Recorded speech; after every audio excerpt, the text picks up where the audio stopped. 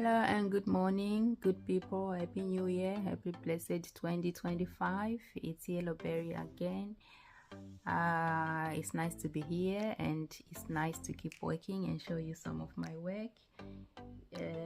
So today I'm going to make a satellite fascinator, which is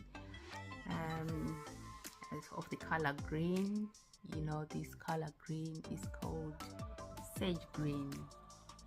So I've got my two fabric here. 1 meter is enough for the satellite fascinator. It just depends on how big you want your fascinator to be. So the other thing you need is your head wire to put so that it maintains the shape of the satellite dish for your fascinator. Then you need some beads. Other thing you need is transparent thread and needle.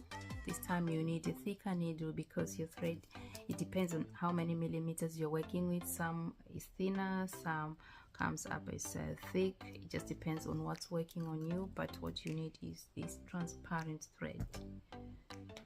And you need some embellishments. Here I've got some sage green feathers, and I've just bought them like this. I'm just going to take 3 pieces, of which I think they're going to be enough for my project. So put them here. And I've got a matching Alice band. You can choose an Alice band of your choice. You can choose depending on the colors that you're going to put on your fascinator. It doesn't matter. Instead of using as well head wire, you can use boning as well. And this time I'm using boning depending on the fascinator that I'm going to make and the shape I want to come out with. I am preferring to use this boning. So you can use head wire, you can use boning, it just comes up the same. But if you're using boning, you just have to find the thinner one, otherwise the thick one won't give you that shape and it will be stiff and it won't bend to your desired shape.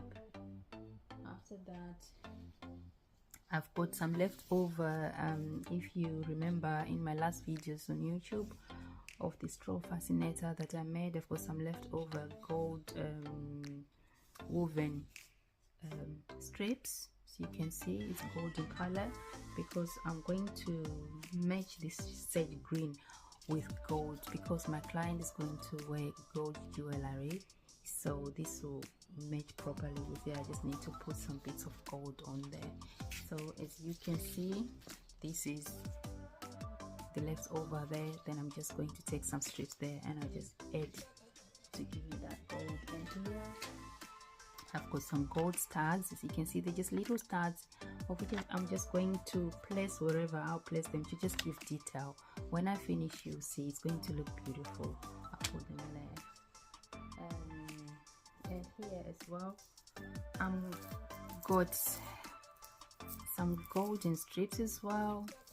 These are gold. I'm just going to see where I can put them so I can just come up with something nice because I'm just trying to add little bits of gold so that if she wears, she can match with her jewelry. Here it's very easy. You can just make some you know, some stems of which you can just add to your petals and come up with something nice, a very nice applique, which is sage green and gold.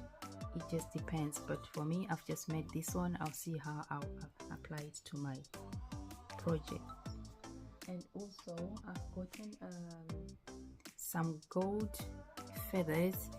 You see, these are the kind of feathers that I like because I made mistakes in my past projects. I bought feathers that were really firm, then I later find out that they just break instantly when you're trying to mold them into the shape you want. So the best ones to buy are these ones with very thin stems. You might think that is not strong, but believe you me, these ones with very thin stems are very strong. As you can see, I can bend it and it's not even breaking. So it's good for like when you're packing, you're guaranteed that your fascinator will arrive as it is because they don't break, they don't snap. So I'm going to use this one. So I'll just see when I'm doing my project how many I'll need. I might need 3, I might need 5, it just depends. So as you can see, these colors are already coordinating well together, so I'm hoping that my fascinator will come out very nice. And of course you need a pair of scissors, and my favorite too, my hot glue gun. You need a hot glue gun to attach all those things together. But the tip is, as always, if you are doing fascinators, you need to consider using thread. Most of the time you need to consider using your thread, because the reason why, if you sewing makes things stronger, because sometimes the glue, you can have an accident. You can put your fascinator on the radiator and everything will just melt, or you can just stand under very hot temperatures, and then your fascinator will just melt. So you don't want that to happen. So you have to secure everything with a needle and your transparent thread, so that everything will just be strong. You can put glue, of course, but you have to secure everything with thread. So this is where we are. We'll meet you in the second half, where I'll show you how the fascinator comes. Hope it's going to be beautiful. If you're following my videos, and if you like to support me, please share and like my videos. And if it's your first time here, you haven't subscribed, please subscribe to my channel. This is 2025. I'll be coming up with more videos to teach you how to make simple things, DIY project mostly. So see you then. Thank you. So as you can see, this is where we are now, and I've been working with my mannequin head that I usually work with. I've made my satellite.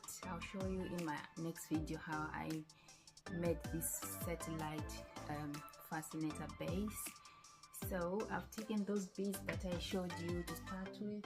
These are my very many beads, and I've just separated them, and I've just put them at the center here to close the knot that I tied my fascinator base with. Then I took these, my gold beads, the little gold beads that I showed you earlier on, and I just press on top, just to I don't know if you can see properly, just to make a style. With fascinators, there is no wrong or right way. It just depends with you, what you want to do, how you want to create yours. And I found as well